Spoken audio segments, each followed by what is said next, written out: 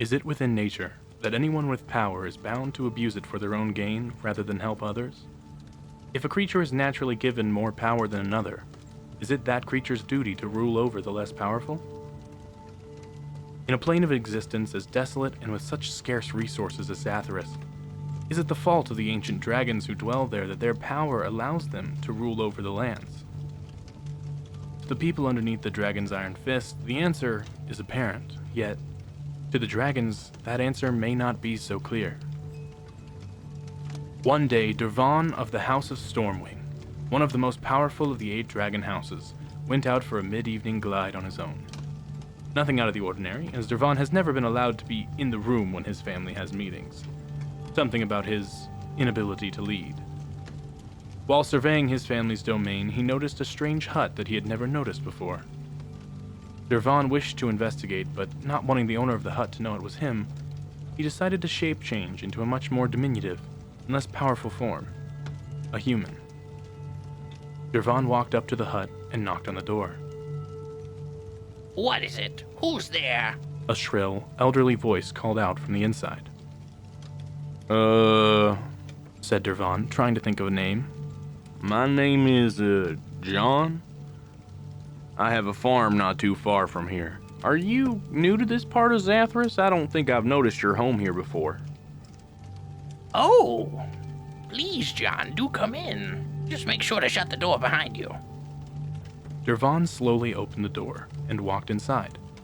What he saw was a home with a kitchen, bedroom, and bathroom, all in one big room. In the center of this large, square room was a fireplace with a large cauldron in the center, filled with a boiling, clear liquid. I really hope that's just water, Durvan said to himself. As he looked away from the cauldron, his gaze finally met the source of the voice he had heard earlier. A slender, old halfling woman in simple, baggy robes stood to the side of the cauldron. So, John, what brings you to my side of the wasteland? I'm sure your farming keeps you plenty busy. Would you like some tea? She asked. Yeah, tea would be great, thanks. Well, I was working in the field when I noticed this hut for the first time. I figured it'd be a good idea to introduce myself and be a good neighbor. Durvan answered, hoping his lies were the least bit believable. The lady grabbed a ladle, and she took a cup from the cupboard and filled it with the liquid from the cauldron, which Durvan was very glad to hear was tea and not some poison. She handed it to him, being very careful not to let a drop of it spill, and then sat back down. The two continued talking for a while, and Durvan continued to set up his elaborate lie, desperately wishing he could leave the hut before his true self was revealed. After a while, once the cup was cooled, Durvan took a drink of the tea, which was surprisingly tolerable, and swallowed. You know, Durvan, for a dragon, you sure are not very perceptive, are you? Durvan immediately stood up, angered. Not a very good liar, either. Wait, you've known who I was this whole time? Asked Durvan, frustrated and confused. Why continue to allow me to make a fool of myself? I should have you killed for this. Oh, I don't think you'll have much luck with that, Durvan, chimed the lady. Suddenly, Durvan felt an uneasy feeling in his head and became very nauseous. What was in that tea? Durvan asked, stumbling both on his own words and his own feet. Something that would help you open your eyes, answered the witch, crouching over Durvan as he lay on the ground. His eyes closed, and he fell unconscious. When Durvan awoke, he was in the middle of an empty dirt field where the house once stood, in his full dragon form, and there was no trace of a house ever being there in the first place. His head was still pounding, and his vision blurry. After 10 minutes or so, his vision cleared, and he decided to fly back to his home, head ringing. As he flew over his family's domain, Durvan noticed something. Something strange. Every time he flew over one of his family's subjects, in his own head he felt a deep sense of panic and fear, which only subsided when he was far enough away from them. Durvan pondered in his head if this was a trick played on him by that dastardly witch, or maybe just a product of his chronic headache he was experiencing. As Durvan approached the gate and the nearly 50 people stationed there, the pain in his head doubled, and Durvan's heart rate grew threefold, He felt fear as if a monster were about to deal one final killing blow to him. This pain and feeling staggered him, and he basically crashed into the opening of his home, gaining the attention of his family. His sisters and mother approached, and Durvan could feel disappointment and disdain in his head. Are you all right, dear? His mother asked him, and although the words sounded as genuine care, all Durvan could feel was obligation, as his mother asked. Yes, I'm fine, Mother. Just a mere headache. He responded, feeling his mother's mockery of him in his head when she responded. All right then, dear. Just take it easy today. And please, be more careful in the future. Was all of the care that he had ever received from his mother like this before? When she taught him to fly, was she bored and only there out of obligation? Durvan felt no care for his well-being from his mother. He decided to leave the home for the time being. Once again, though, every time he interacted or got even slightly near any of the humans that were under his family's rule, he could feel their panic and fear of death by a monster's hands. A monster, Durvan thought. I know that we dragons are powerful, and when we get angry it can end poorly for these people, but we are not monsters. We are benevolent, and we rule them well. Or at least so he thought, but these people being in constant fear did not feel like the result of a good ruler, but rather a tyrant. But his family were not tyrants, right? They couldn't be. Was Durvan a tyrant too? He had only been doing what he was told, and living as the rest of his family did. Was how he lived wrong? Was he a monster just like the people thought of him as? So many questions flooded Durvan's mind, yet no real answers were there to be found.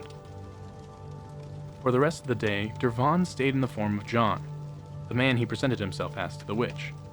After walking and contemplating these thoughts for a while, he came to a small home and decided to sneak up to the window of their dining room to see what the people felt when they weren't in constant fear.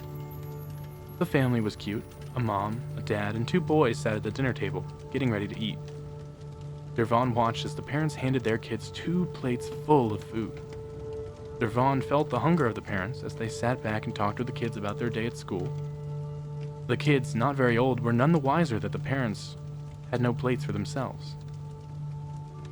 One kid, the younger of the 2 boys, and while Durvan couldn't hear him, he could feel his frustration at eating the same meal for the 5th time in a row, and he could see him complaining to his parents.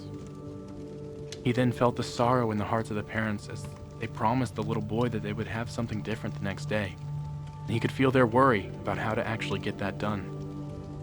When the dinner was over, the parents sent the kids off to bed, wished them good night, and scavenged what was left from what the kids ate. They then talked for some time, and while Durvan couldn't hear them through the window, he could tell they were talking about what they would do when the boys got older and would need more food for themselves. After the talk, both parents went to the same room where they put the boys to bed, laid down, and fell asleep. After feeling all these feelings and seeing the state that this family was in, Durvan took whatever he had on him of worth and put it on the doorstep of the house. He then went back to his own home and fell asleep. In the morning, he gathered up as much food as he could from the pile his family had and flew out. As he left, he dropped some food to each of the subjects who were posted at the gate, and while he still felt their fear, he felt genuine gratitude as well, a feeling that was very welcome after the pain he had experienced the day before. After that was done, he flew out to every home he could and dropped food off for the families. Doing all of this made Durvan feel amazing, better than he had ever felt before. He felt like himself for the first time and really enjoyed helping these people instead of ruling them the way he had before. Durvan continued through the town until he had no more food left to give, promising himself that the next day he would get more and make sure each of the families under his rule got a fair share. He flew back to the castle, only to find his family perched, waiting for him. Before he even landed, he felt an overwhelming feeling of anger, judgment, and hatred of him. So, you think you can just steal from our food supply and give it out to the worthless worms of our domain? His mother asked snidely as he landed. I'm sorry, Mother, but we have more than enough, and they clearly needed it badly, replied Durvan, sheepishly. Does it look like I care what they need, Durvan? Shouted his mother, her voice powerful and booming, demanding his respect. I only care about my family and what they need. And what they don't need is some idiotic brother stealing food to feed our worthless subjects. Her voice was so commanding and powerful that Durvan felt as if he was shrinking. He could feel the anger and hatred in his mother as he said the words that she wished she could say for some time. He could even feel her wishing that he was never even born. I'm sorry, Mother. They were just so hungry and sad. I wanted to help them. It won't happen again, said Durvan, his voice quiet and shaking in the face of this dominating presence. Are you even a dragon? Do you hear yourself as you speak? They were hungry and sad, like you care. You are a dragon, a ruler. Do you think that if they were in your position, they would be better? No, because if they had our power, they would rule the same way. The weak and useless are ruled, and the strong and powerful are their rulers. This is the way the world works. You petty fool. Durvan became angry at the words that came out of his mother's mouth. He mustered some confidence, some semblance of a will, and challenged his mother, saying, "No, you are wrong. They might be smaller, they might be weaker, but they are not useless tools for us to abuse. They have real feelings, and they care about each other, and they deserve to live lives worth living." At this, his mother, furious, smacked him across the face and said, If that is what you think, then maybe you should go join them. You are clearly no ruler, and you are definitely no son of mine. As she finished her sentence, she gave a signal to the rest of Durvan's sisters, and they began to chant, casting a spell that Durvan didn't know, but had seen cast before. Only once, though, on his father. Scared for his life, he tried to run, but he was unable to leave. He knew that this spell would banish him from his home, and he would never be able to return. He wanted to help the people, he wanted to stop their suffering, yet he couldn't.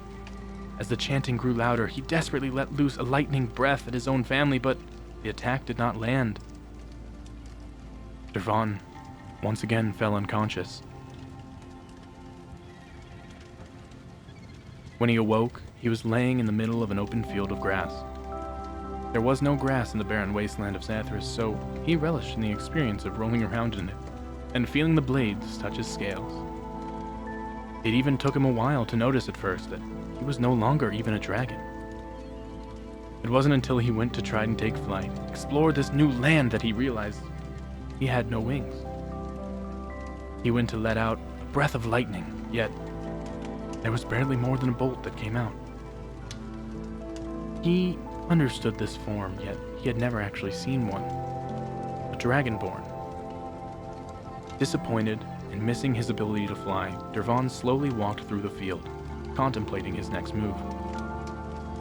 He walked for a while until he came up to a small rabbit who looked at him, confused, but not scared.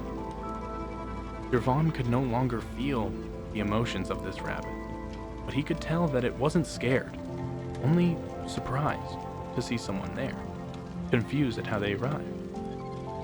For the first time in his life, someone saw him as something other than a fool or a monster. And to Durvan, it felt nice.